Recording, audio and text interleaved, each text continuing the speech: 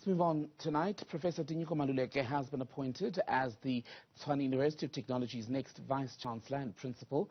His term will begin on the 1st of February. He joins the institution from the University of Pretoria, where he is a senior research fellow and deputy director at the Center for the Advancement of Scholarship. Professor Tinyiko Maluleke then is joining us tonight to talk about his upcoming position. Prof, very good evening to you, and I suppose congratulations. How are you feeling, and what is going to be your first order of business as you assume the new role? Well, I'm still feeling overwhelmed and greatly honored to enjoy the confidence of the Council of the Tshwane University of Technology and all the stakeholders, especially the students and staff. So I am still taking it in. It's a huge job in a very important university for this country. And so you asked me what will be the first order of business. I think the first order of business will be to get to meet my colleagues, to learn to know them, and to understand where they are at before we take off together. Mm-hmm.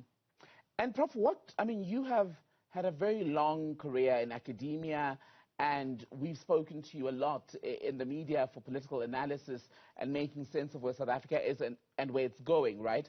What drew you to this new challenge? Yes, it's a bit funny to be here to speak about myself. I often speak about other people. Look, who works at any university is to become a full professor one day.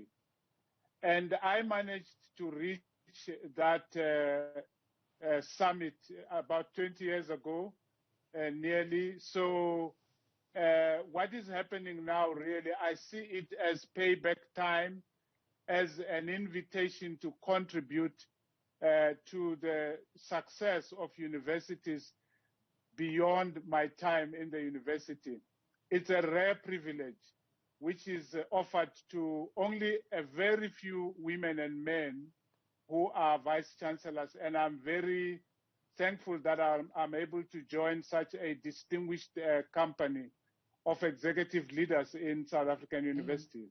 And you come in at a time, Prof, when the tertiary sector is still dealing with a lot of issues, including student financing, capacity, making higher education accessible. What is your position on how the sector as a whole and TUT should tackle those issues?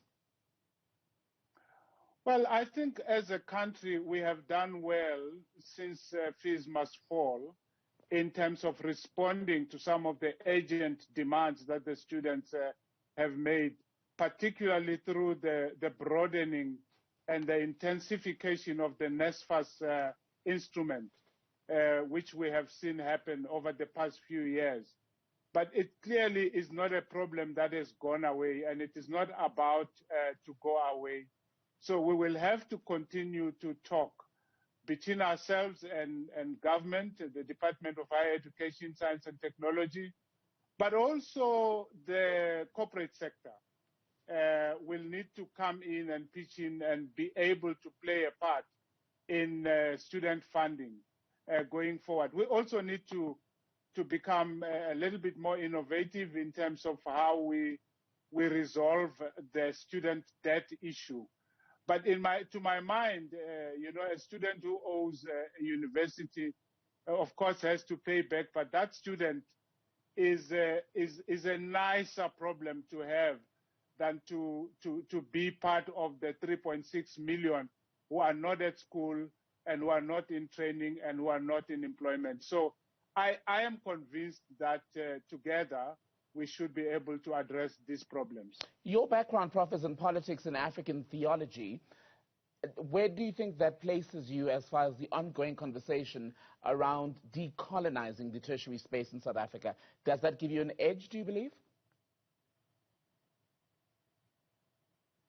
Oh, I lost you there. My question, I hope Prof, you can hear me. Oh, not a problem. Can you hear me now, Prof? Yes. All right. My question to you was, about your background in politics and African theology and the context in which you're now entering the role of VC. We're talking about decolonizing tertiary sector education in South Africa off the back of the Fees Must Fall protests 5-6 years ago. Do you think then your background gives you an edge in as far as understanding those issues? Yes, that is my background, but I'm a seasoned scholar, quite well read across the humanities. I've been at it for some time, and therefore even to place me only in those two categories is to squeeze me into a much smaller box than I can fit in. I'm quite well read, but I also have been in university management for 2 decades. So I come to this position with a lot of experience. My view is this. Of course, the curriculum has to be decolonized. Of course, research has to be decolonized, both in terms of method and focus. But for me, the most important thing is that tertiary education must lead the graduates to jobs, to employment, and not employment in the traditional sense of the word. For me, that is the most urgent thing. I mean, we have now an unemployment rate that is 34.9%, if I'm not mistaken.